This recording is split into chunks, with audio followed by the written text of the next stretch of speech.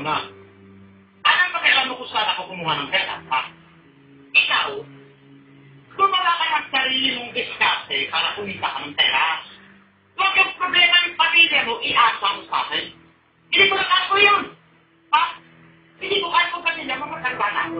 Kasi, kung nakinig ka lang sa akin, hindi na nakapalimutan yung buhay mo. Alam nyo, kung nakakarating lang sa amin lahat ang pagkala ng atin noon, eh sana nakapagtapos na ako, kami ni Alan. Ganon. Walang siya pa rin, ha? Pinagpaglang kita ikaw sa pamilya mo sa pamilya mo. Lumayan. Lumayan ka sa tayo. Ha? Tama na po! Wala rin. Palayasin ako rin po. Hindi niyo pa mamahal ko. Ha?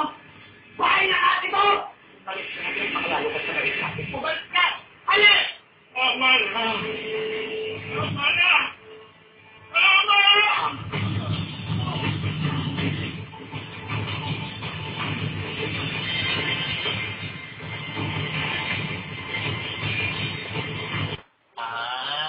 Siguro, birthday ko yun, kaya ay may pakita. Eh, sinabi na sa mga mahal sa buhay. Kapal mo, no? Sige na mo. Ayoko nga secret na eh. Ay, Ate! Ate! Ano ba niya?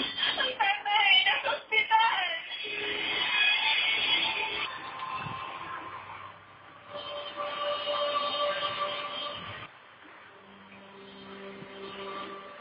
Ikaw na muna bahala, tatay.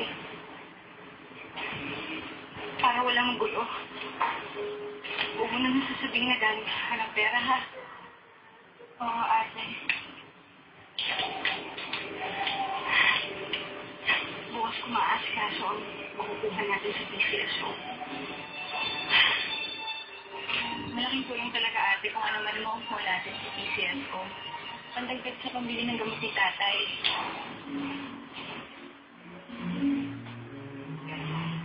Ate? Sige na, alis na ako.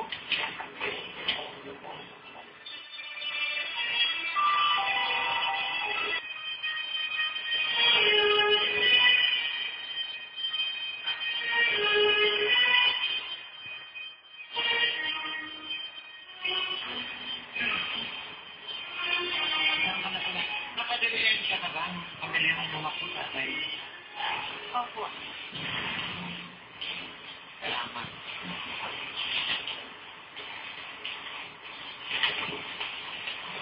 Ako nang bibili. Ikaw naman magpapantayan. Sige po.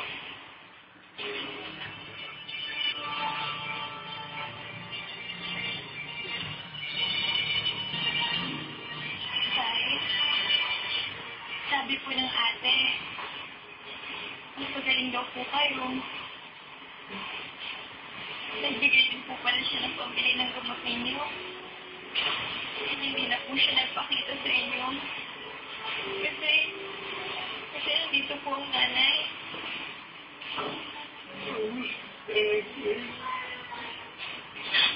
Okay lang po siya. Okay lang po ang ate.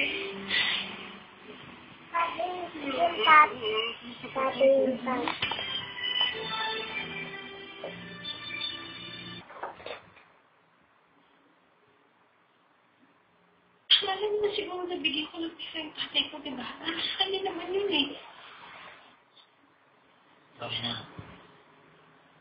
Okay lang yung ginawa mo. Nakabuti nga din na hindi nila alam kung nagbigay. Kahit pa paano kasi mahalaga rin na matuto yung pamilya mong tumayo sa sarili nilang paa. Kahit pa paano. Hindi yung palagi na lang nakasandal sa'yo. Sana walang mayroong masama sa tatay ko. Sana lang.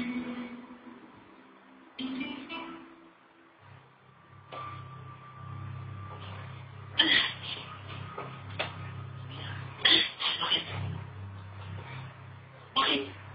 Anong sakit sa'yo? Gawin na! Ano nangyari sa'yo? Gawin na! Gawin na! Uy!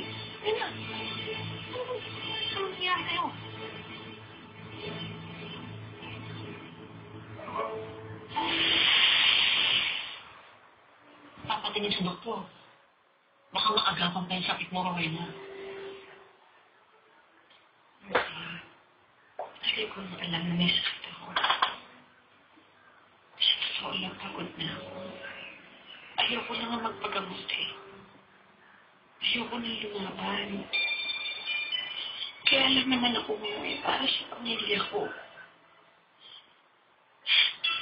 Para makasama ko man din sila kahit sa mga nalalabi ko. Pero,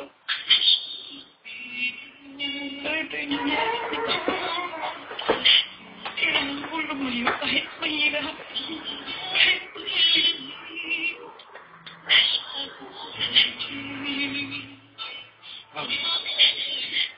Lumaban ka. Hindi man para sa kanya. Para sa sarili mo. Ayoko na, Asin. Pagod na ako. Ilalaan ko na lang ang mga ipon ko sa tabi mo. Ayoko na rin maging pabigat sa kanila. Inisip ko ano na yun. Kung kakayanin ba nilang tumayo sa sarili nilang paa. Kahit wala na ako.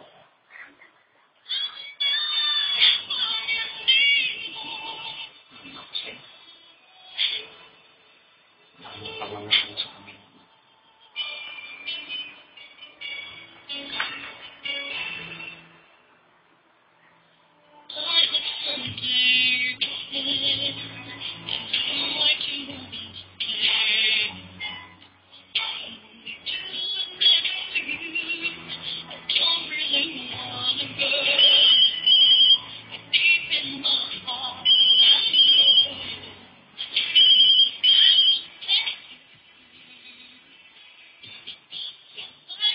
Hello? Ana? Ano nangyari ba kay tatay?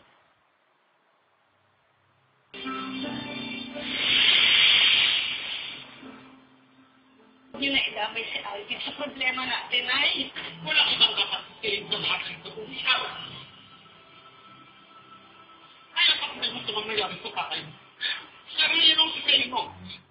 Wala. Wala ka talaga si ate. Anong wala? Itinakwil ang pamilya. Hindi ka malaking kasalanan.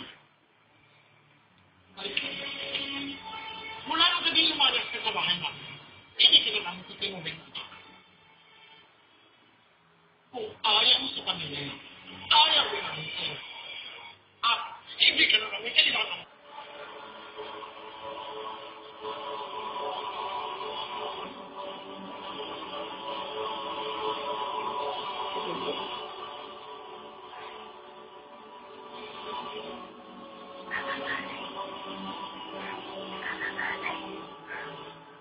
Pagpahinga ka na, Rowena.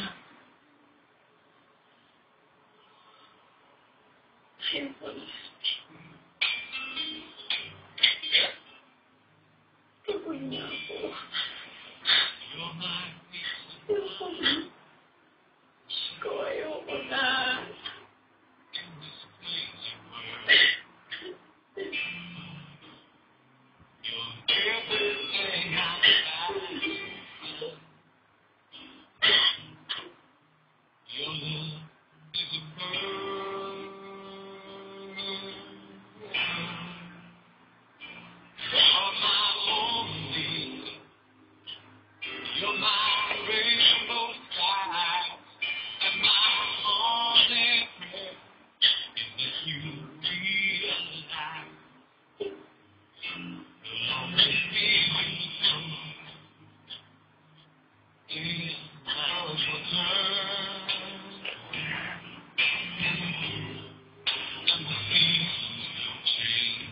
Pagbayad na ng ospital sa mga gamot.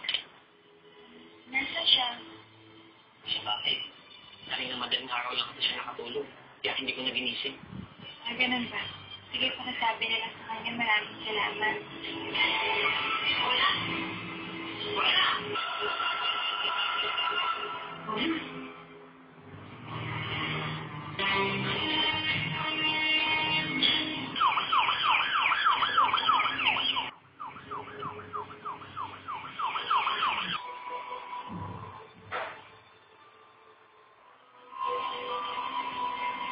mo.